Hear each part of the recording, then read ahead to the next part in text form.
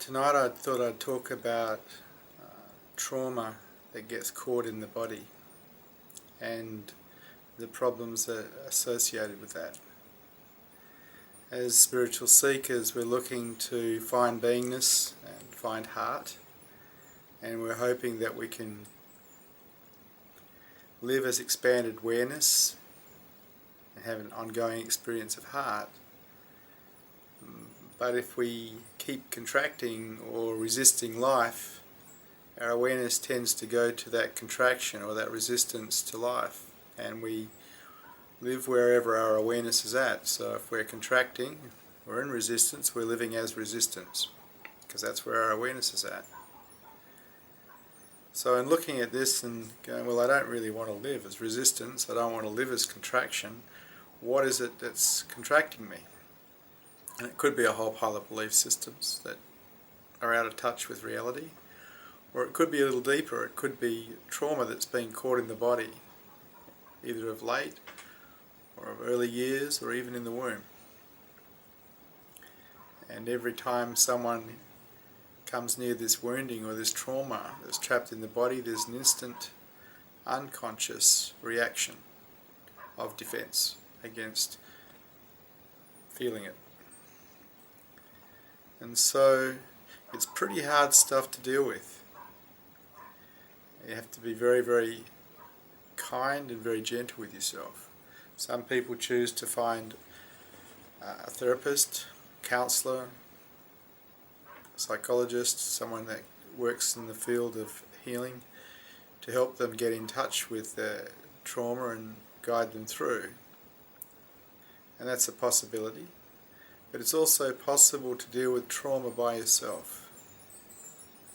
And the way to do that is to allow yourself to feel. So when something is touched, instead of supporting the reaction that occurs, you can't stop the reaction, but you can not support it. Just allowing yourself to feel what's there. Becoming very, very sensitive and very soft with yourself. Holding yourself in tenderness. And in this tenderness, there's the potential for the defense systems around the trauma to undo completely and for the trauma to release itself. But it's usually a slow process. And a process that quite often will only occur if you're feeling completely and utterly safe. And so trying to deal with trauma in the marketplace is probably a little bit too difficult. Finding a safe place to be when your trauma is touched, and so you can just be with it without having to push anything away. Just allowing yourself to be ever so gentle, ever so tender with it. No expectations of it whatsoever, no expectations that you can come near it even.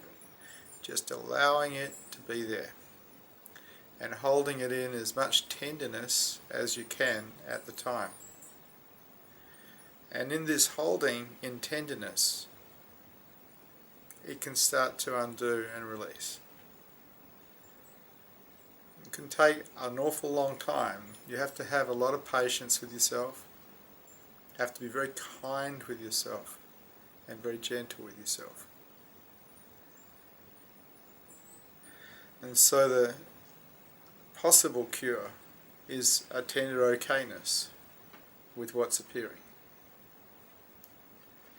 And if we practice this methodology with pretty much everything that appears in our life that we go into resistance to, our whole life starts to change, because our whole life starts to open up like a flower.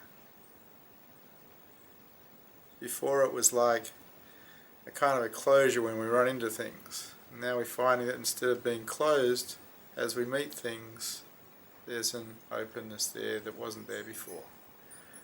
It's because as you're practicing this tender okayness, you start to change. Maybe slowly, but a change occurs, and you find things that used to trip you up no longer trip you up. It's like the cure-all for everything, but it's pretty hard in a way to do, because it's kind of against our culture, the way we operate. We tend to be fighters, resistors, and we've been programmed that way.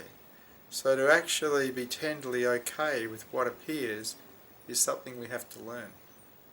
We have to practice. And if we're willing to practice, something different can occur. But it involves the practice of being genuinely, tenderly, or warmly okay with what's appearing. And if you're willing, and you give it your time, it'll start to change you. You'll start to find there's a different you. Someone there that is not contracting to things like they used to. Not resisting life the way it used to. Because there's a healing happening. But the ball's in your court. You're the one who has to be tenderly okay with what is there.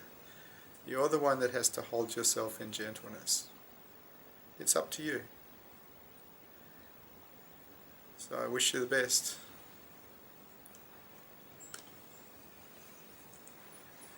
Thank you for Satsang.